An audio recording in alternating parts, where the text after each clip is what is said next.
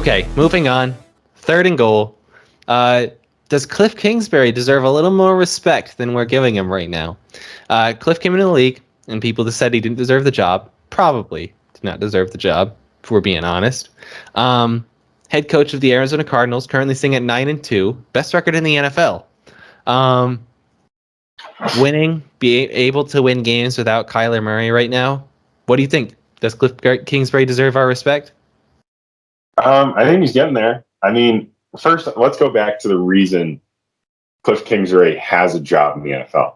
Do we know that reason? Yes, because he coached Patrick Mahomes in college at Texas Tech. That is the only reason Kliff Kingsbury has a job in the NFL, because he had Patrick Mahomes in college, right? I think everyone can agree on that. The air raid offense, which he brought to the NFL, which has worked well for him most of the time, especially early in the season. We've talked about this going way back to like episode 2, 3.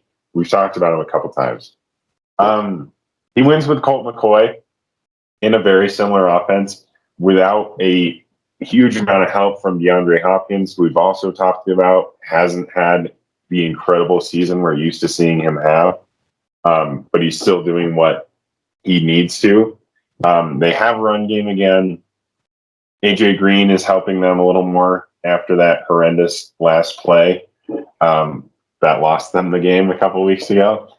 But they also have some solid players all over the place. I mean, Christian Kirk looks like a solid, even 2 receiver on some teams right now.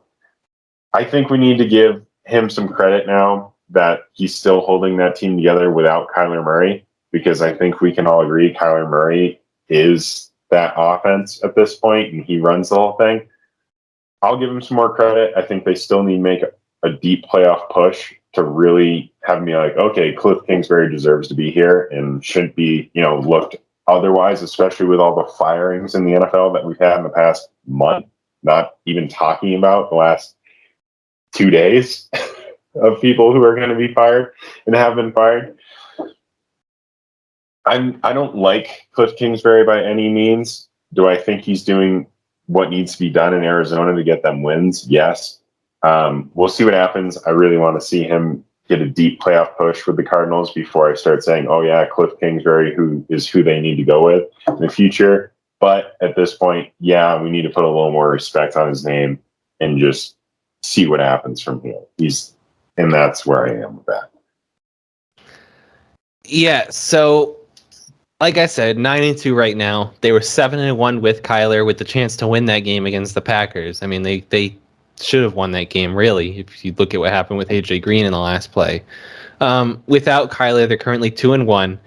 28 points per game in the league. That's what he was brought in to score points, and that's 4th in the NFL right now. With Kyler Murray, that's 30.75. That's good. That would be good for 2nd in the league. And then without Kyler, it's 21.3. Bit of a dip there. Who knew that if you lose your starting quarterback, you're going to suffer a dip in points per game, but that would be 20th in the league right now. So still not worst. In fact, I think that's only 0.2 behind the Steelers with Big Ben at quarterback. So that is probably more of a Steelers thing than a Cardinals thing. And then their defense has been surprisingly really good.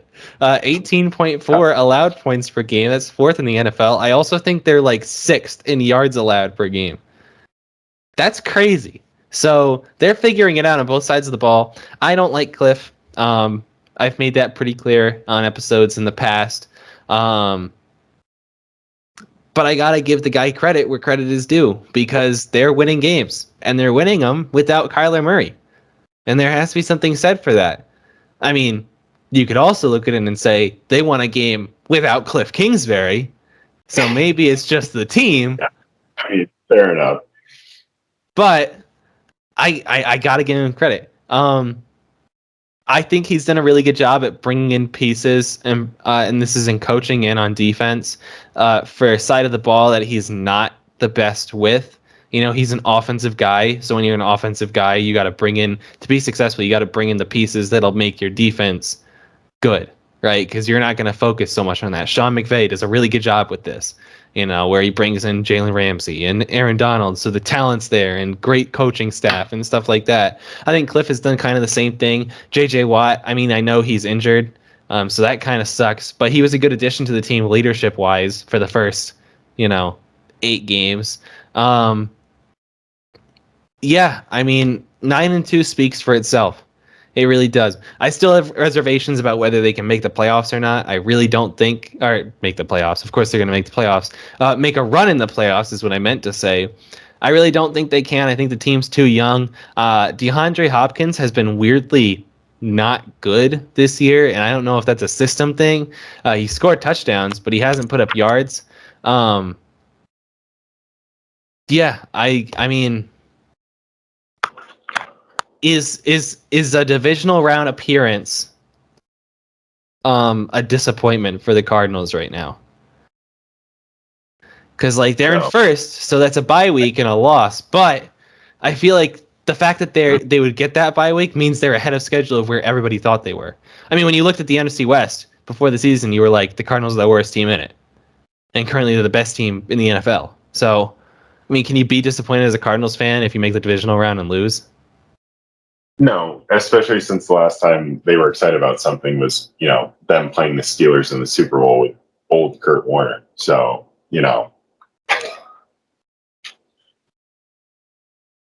Sorry, I'm putting together your trivia questions, so choose. You got to do it later because I realize I forgot that. Yeah, so they haven't seen happiness in 12. No, because give credit to Carson Palmer. He was pretty good those couple of years. They had some runs. But they haven't seen happiness in probably 4, 5, 6 years at this point. So, I mean, if I was them, if the Cowboys got the number 1 seed and lost in the divisional round, I'd be pretty hyped about that. I'm not going to lie. I'd be like, building blocks. And everybody would say, you've been saying that for years. And I'd say, who cares? It's building blocks. At this point, I'm so crushed that I just want to see something. Right. I'm so broken as a human being that any sort of success is fine to me. All right. Let's move on. 4th and goal. We got the best and the worst for you of the week. Connor, do you want me to go first or do you want to go first? I have a feeling our best is going to be the same thing. All right. I want to hear I think our worst might also be the same. So can we just say our worst at the same time? Because I'm really hoping it's the same thing. Okay. My worst is 2, 3. The Cowboys. Yep. Yeah. Look terrible against the Chiefs. I mean, they're banged up. I get it. CeeDee Lamb out with a concussion early in the game. Amari Cooper out for the game. Tyron Smith not there that game. And for some reason, the Cowboys have never been able to find a backup left tackle. They draft linemen so well, but their left tackle position has been so bad. Not where you want to be heading into a short week going into Thanksgiving. Gonna be honest. There's been more ideal situations rather than we're about to play on national television, one of the most watched games of the season, and we're probably going to stink it up against the Raiders because we don't have half our team. Dak looked terrible. I brought it up earlier that you expect a quarterback that you think is top 8. You expect them to be able to carry a little bit. And Dak looked bad. And even when he didn't look bad, the receivers are not doing him any favors because they were dropping everything. Zeke went out early in that game. This is about as bad as it gets. All right. This is about as terrible a situation. The Chiefs, who are reeling, had one good game against the Raiders. And I said before this game, I wish the Chiefs had played the Raiders next week. Because them playing the Raiders last week kind of got them back on track, which means they weren't going to make the same mistakes they do the rest of the season. And even with that, with the Chiefs being kind of back on track here, the Cowboys go and I think keep them under 20 points. Wasn't the score like 19-9 or something like that? Yeah. So it was an ugly game. At the same time, Cowboys, come on. Yeah. Yeah. So, not ideal. Not ideal. Dak, that's 2 times in 3 weeks that he's looked really bad. So I don't know what's going on, but he has to figure it out. Because I believe in him, and it was starting to get to the point where everybody was believing in him, putting him in the top 8 quarterbacks. He's close to that upper echelon, not in the upper echelon, but maybe like the 1 tier below it. And I believed in him the whole time, and now he's looking like Dak from 2017 after his rookie year, where they kind of stunk it up for a year. Not great. Gonna be honest. There's been more ideal scenarios. I'm straight up not having a good time here. That game was gross. It was bad. It was incredibly ugly to watch. I hated watching it. it made my eyes burn a little bit watching that game. And I can't imagine how much worse it was for you. I did not, out of my respect for you as a human being, Kyle, did not text you that entire game, and I could have lit you up that entire game. I did, and I want you to know that I respect you as a friend. I appreciate that. You didn't add to my misery. I have a feeling our best is going to be the same. I don't know if you had anything to add about the Cowboys. No, I want to hear your best, though, because I think it is, but I just want to hear you say it. My best is Jonathan Taylor. Yeah, me too. I mean, it's kind of hard. Exactly. There wasn't a whole lot of good this past week. There certainly wasn't a whole lot of great, but the only thing that was great this past week was Jonathan Taylor, 5 touchdowns in the game. I mean, come on. The guy was an animal. One of his runs, he stiff-armed a guy into oblivion. I don't think that man exists anymore. They actually had to void a roster spot because of how bad he stiff-armed him into the ground. So I mean, he's got to be somewhere because, like Josh Norman's still playing in the NFL, so. That's fair. And he's going to abuse 3 different teams at this point, so, it is what it is. Yeah. It does speak for itself, though. The Jonathan Taylor 5 touchdowns. I mean, absolutely dominant. He's starting to get MVP buzz, which I don't really get because, Derrick Henry had about as good of a season as you can possibly have last year as a running back and didn't win MVP. So I don't know how you can say Jonathan Taylor, who's not having that kind of season this year, is an MVP. Just doesn't make a lot of sense to me. Not the best. No, it's not. Like I said, Derrick Henry was probably about as good as he possibly could have been. And again, like the MVP race right now is not exactly something I'm excited about talking about. No. You know what I mean? No. Because along with teams being good, no player has really established himself. No. Like you could say Tom Brady, but Tom Brady has moments where he looks like he's old. Yeah, also the fact that, they crushed the Giants. So take that as, a grain of salt. I had preseason bets for Josh Allen for MVP, not looking good, and Dak Prescott for MVP, also not looking good. So I really don't know who the MVP favorite is at this point. It can't be Kyler. It can't be Kyler. He's been out for 3 weeks. It kind of can, though, right? It can't. I don't think it can. He's been out for 3 weeks. Aaron Rodgers has been good, but they'll never give him it for what happened with the whole COVID thing. They will never give him the MVP this year. No. Tom Brady, they're not going to give the MVP just simply because he's gotten it 150 times, so they're not going to do it again. I'm trying to think of someone who's like really established himself as MVP. Kyler's been the best player, but he's been out for 3 weeks. You can't give him that award. You just can't. Give me 1 second. All right, stall for time here. I'll tell you who the MVP favorites are. I don't know if I want to hear them because there's no way will we agree on any of them? I don't think so. Let's see. Right? That's just not. Most valuable player currently, Tom Brady is the favorite at plus 300. Josh Allen is second at plus 600. And then Matthew Stafford, Dak Prescott, and Aaron Rodgers are all plus 1,000. Kyler Murray is plus 1,200 with Justin Herbert, Pat Mahomes. Lamar Jackson at plus 1,400 might actually be a pretty good bet here if he keeps carrying. Jonathan Taylor is plus 2,000. He's next. So Cooper Kupp plus 2,500. A receiver will never win it. So that's a throw away your money. I don't like any of those. I don't either. And will it?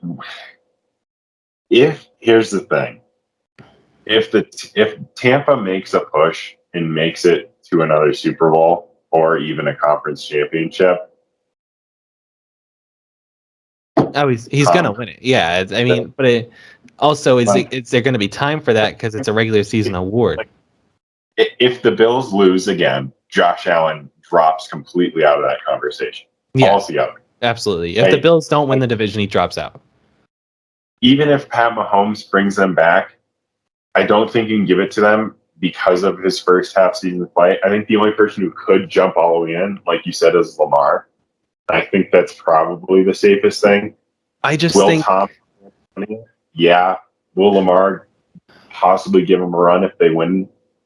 I mean, Lamar kind of has to win out at this point. Yeah, I was going to say, Pat Mahomes and Lamar are in the same situation where they both have to win out and look great while winning out.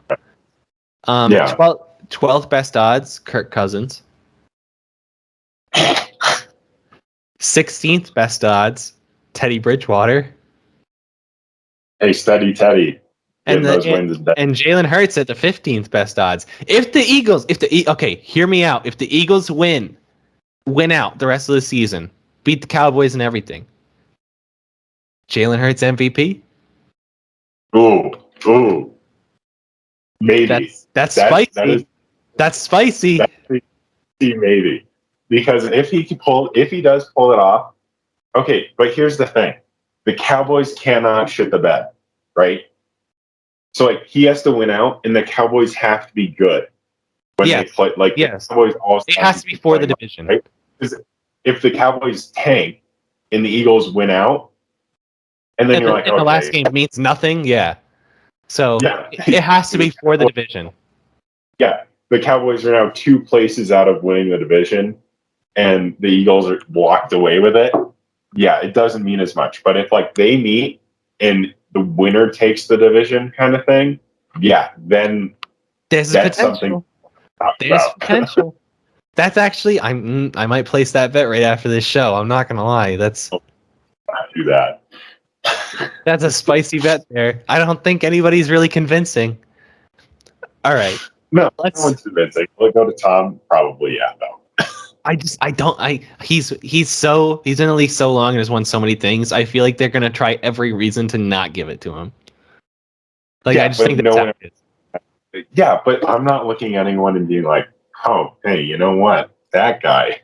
Except Jalen Hurts if he wins out. Except Jalen Hurts if he wins out. It could happen. All right. Let's move on. We have now the portion of the show where you choose to either go for the extra point, give us a prediction, or go for 2 and do trivia. Up to you. Trivia. I was going to say trivia is not great because I came up with it halfway through the show. So, yeah. Okay. So prediction for the week, more than likely will not happen just because I'm awful at all of this.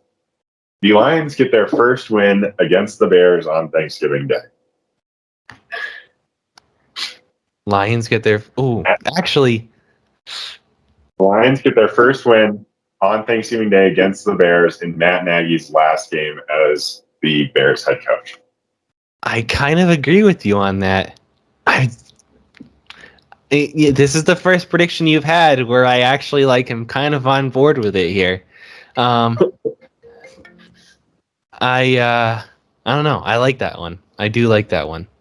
Can you see me right now? I don't know because I got a FaceTime call and it annoys me that my Mac brings it up. What'd you say? I can hear you and see you. You're just frozen. Oh, nice. Gotta love it. Damn, that kind of sucks. That kind of sucks. Waiting to see if I'll come back here. Hold on. Maybe if I turn my camera off and turn it back on. Oh, there we go.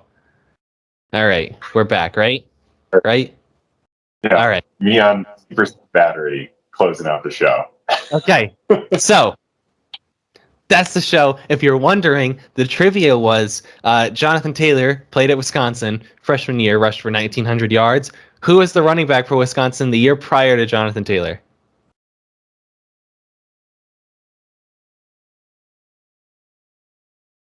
I should know this, and I don't.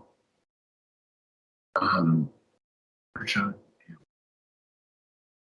don't know. Who was it? I should know it. Corey Clement. Really?